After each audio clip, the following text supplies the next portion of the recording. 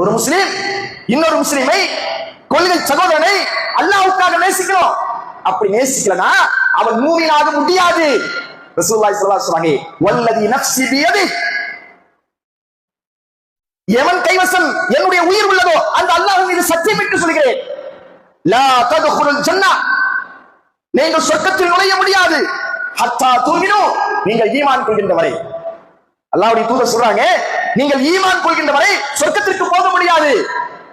அடுத்ததாக சொல்கிறார்கள், வலா துமினு ஹத்தா தஹப்பு, நீங்கள் ஈமான் கொண்டவராக ஆக முடியாது, நீங்கள் ஒருவருக்கொருவர் நேசிக்கின்ற வரை. முஸ்லிமை நீங்கள் நேசிக்கவில்லை என்று சொன்னால், கொள்கை சகோதரனை நீங்கள் நேசிக்கவில்லை என்று சொன்னால், நீங்கள் ஈமான் கொண்டவனாகவே முடியாது. ஈமான் இல்லை என்று சொன்னால் நீங்கள் சொர்க்கத்தில் நுழைய முடியாது.